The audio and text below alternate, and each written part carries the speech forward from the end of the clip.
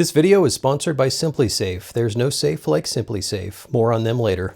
You've probably heard of the 80-20 rule, which is that you get 80% of your results from 20% of your effort, which sounds pretty awesome until you realize that the last 20% of your project takes 80% of your time.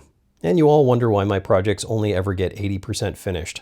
The really insidious part of the 80-20 rule is that it is recursive, so that last 20% of the work that takes 80% of your time, you can get 80% of that finished in 20% of that time, but you will never reach perfection because for every hour-long task that takes you 80% of the way there, it'll take another hour to get 96% of the way there. 99.8%, add another hour. It can be proven mathematically that no project is ever complete. It is only ever good enough. Good enough is not a lazy response to a difficult project. It is an engineering decision that everyone has to make. Nothing is ever perfect. Everything is only ever good enough. I have spent the last month hobbling around on a cane in the garage, stumbling through the murky waters of the last 20% of the last 20%, searching for good enough. And it is frustratingly hard to find.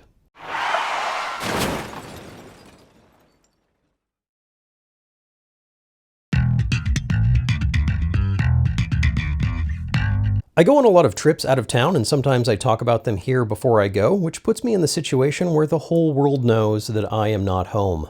This has occurred to me on multiple occasions when I was 1,000 miles away, so I decided to do something about it. And although you might not be telling the entirety of YouTube about your travel plans, you also might want this same peace of mind. So I partnered with SimpliSafe to bring viewers a 50% discount on their new SimpliSafe system. The problem with traditional alarms is that they're only triggered after someone breaks in, so the damage is done before anyone can even respond. But with SimpliSafe Active Guard, crime can be stopped before it happens. With Active Guard, monitoring agents can see and speak to suspicious individuals as they approach your home. They can also trigger spotlights or alarms or request urgent police dispatch, all before a break-in can even happen. SimpliSafe's AI tech identifies familiar faces, so trusted visitors like your neighbors or dog walker won't trigger false alarms. SimpliSafe's service integrates with the full home security system for comprehensive protection: smart locks, water sensors, temperature sensors, indoor and outdoor cameras. There's also no long-term contract required. Monitoring plans start about $1 a day. You can get the system professionally installed, or you can install it yourself. And let's be honest, if you're watching this channel, you're going to do it yourself. Save 50% off your SimpliSafe security system when you sign up for a core monitoring plan and get your first month free. Visit simplisafe.com/superfastmatt to customize yours. There's no safe like SimpliSafe.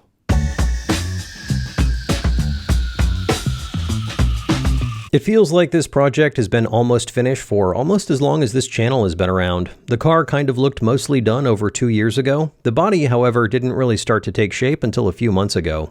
Back in August, it looked like this, which looks like 80% of a body, but of course is only 20% finished. There are a few things left to do, like physically attach the canopy to the car. The canopy locates to the nose and the engine cover. The engine cover is pretty much done, but the nose is only about half done. So we'll start with that.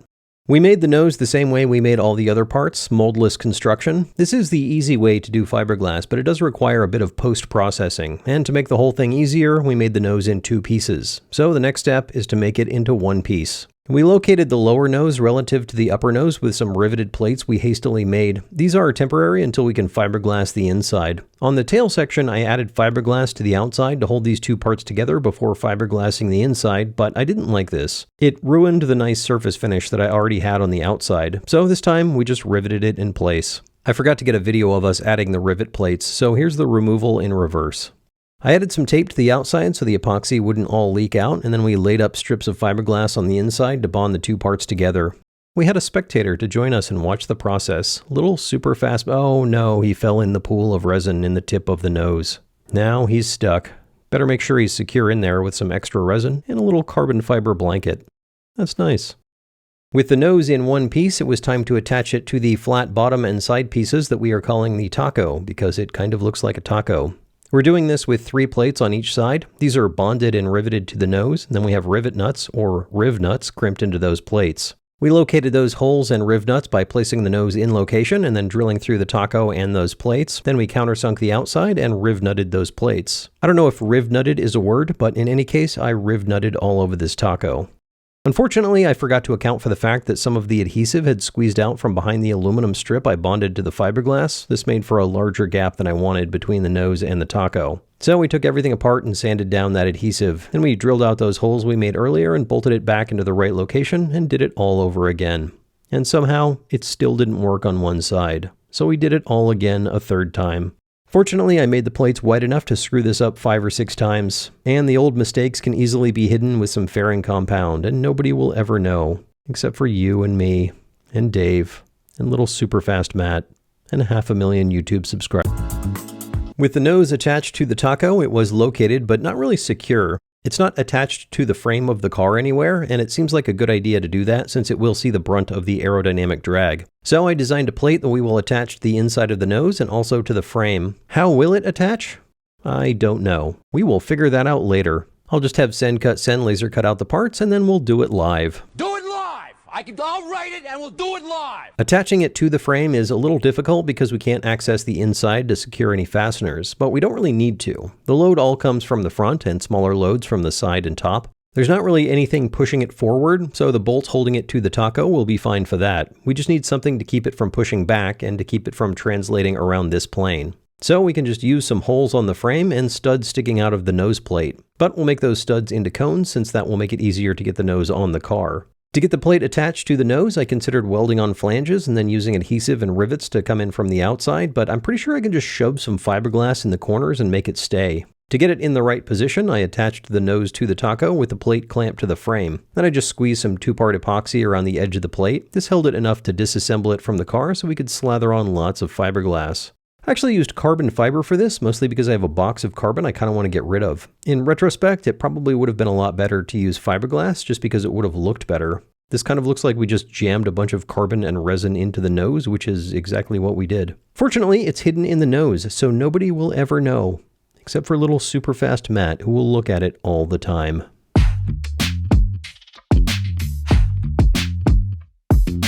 We will now move on to the canopy now that we are definitely done with the nose and don't have to do anything more with the nose. The biggest problem with the canopy is that the windshield doesn't actually fit. Somewhere between the windshield mold, the forming of the windshield, the cutting of the opening, and the adding of the flange, the canopy and the windshield have diverted from the geometrically perfect world of CAD. So I got out the Dremel and the cutoff wheel and the oscillating saw and spent 2 hours making a huge fiberglass mess.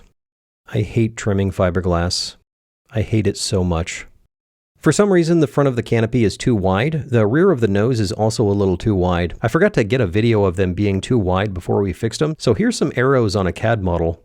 I'm not sure why the front of the canopy flared out like this, but there are a couple of things we can do to fix it. One is to chop off the whole front of the canopy and refiberglass that part. This seems like overkill. Another thing we can do is cut a slit up the middle of the front of the canopy, squeeze it together, and fiberglass the back of it. This has the added benefit of giving us more thickness in this area, which will help get more clamping area for the countersunk bolts that I will use to attach this thing to the hinges.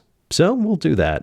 Step 1 is to cut a slot in the front. We actually cut a T-slot so that we could more easily pull in the sides. Then we fiberglass the back, and of course by fiberglass I mean carbon fiber, because why not? This worked great in that it narrowed the front of the canopy, and it worked very poorly in that it completely changed the shape of the front of the canopy. Now it dips down in the middle and also the sides don't come out far enough to meet the taco. It fits if I squeeze in the sides, but with the added carbon fiber, it's super stiff. But here's what I could do. I could clamp in the sides and then add more carbon fiber to the inside, and then that carbon would hold it in place. So I did that, and it worked. Kind of. Actually, it worked too well. I clamped it too far in, so now the whole thing comes up too much. No problem, I'll just remove some of that last carbon fiber by blasting fine carbon fiber dust all over my garage and leaving tons of residual stress in this part until it fits. Done. First try. With all that done, we can finally do the thing we came here to do, which is to get completely distracted by building a rack to hold our small parts organizers. I got this model from a friend and modified it to be stronger and hold a few more bins. It grabs the top lip of the Stanley parts organizers and it can use the shallow or deep ones. It's just a series of 3D printed shelves and spacers, really convenient. I'll add the models and parts list in the description. Anyway, oh yeah, hinges. I had originally decided to use a 4-bar link for the canopy hinge. I got some trunk hinges from a car. I couldn't package them, and also I forgot to get a video of them before I got rid of them, so here's a video of a completely different hinge.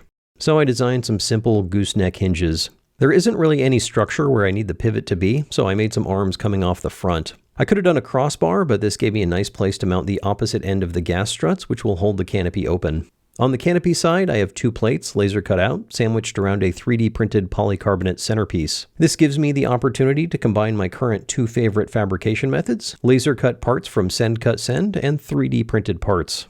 I printed these with a spacer that goes in the hole. I did this because if I get the canopy fitted on the car and it sits too high or too far forward or back, I can print a spacer that is offset and slide it into the hole. So I have adjustability this way. I initially designed them with a round spacer and a round hole, but that was a bad design because it's hard to clock the offset. It just spins around. So I reprinted them with a square spacer so it stays where it's supposed to be. I also designed it with a shim on each side so I can slide it side to side as well. You don't actually have to do things accurately if you have adjustability. I also printed a fixture to hold the hinges in the right place while I welded them in. I installed the nose back on the car so that I could get it lined up with the canopy and attach it to my fancy new hinges when I noticed something was amiss. This edge right here, it's supposed to be here. This is supposed to be over 1/2 inch back. With it here, the canopy can't clear the nose when it opens. The gooseneck hinge doesn't work. The split line has to be here. I don't know where I messed this up. I don't know if the entire nose is too far forward. That doesn't seem right since this corner here is supposed to line up with the rear of the nose. So maybe the whole front half of the body is forward, or maybe I just got the CAD wrong. This CAD model has been edited and moved and changed so many times that I don't even know what's accurate anymore. I suppose it doesn't matter. One of 2 things has to happen. Either the split line moves back or the hinges have to move forward. I could pretty easily cut and re-weld the hinges forward, but I'm not going to do that. I'm going to extend the fiberglass flange on the nose. It will be more work and require more cutting and trimming fiberglass, which I'm kind of over, but the front edge of the canopy is a little messed up, and this will give me a chance to chop off almost 1 inch of that. So I did that. Adding material to the rear of the nose is a little more difficult and frustrating since we were definitely already 100% done with the nose. I could set the nose back on the mold, but I kind of tore up the mold in the removal process, and it's up in the attic right now. So I just printed a mold with the bamboo. This has the added benefit of allowing me to add a flange in the exact right spot to get the length correct. We clamped that in and laid in thin strips of fiberglass. Then I added an extra layer on the outside and the inside to give it some strength. Once it was cured, I pried it off the mold and cleaned up the edge. Part of this will need to be sanded down to get a smooth finish, but we can worry about that later. I test fit the nose and the front was flared out just a little bit. This was actually a little problem before. So I just did the same thing that I did with the canopy, clamped it in and added a bit of carbon to hold it in place. Carbon fiber is doing a lot of band-aid work on this car. With the cut line in the right place, we checked the hinge spacing and reprinted new pieces to get the surfaces perfectly together. I also printed out these guys, which are used to hold the hinge in the exact right place. Then I drilled through the canopy using the holes in the printed hinge as guides. I added some high-strength adhesive, clamped it all down, and I have a hinging canopy.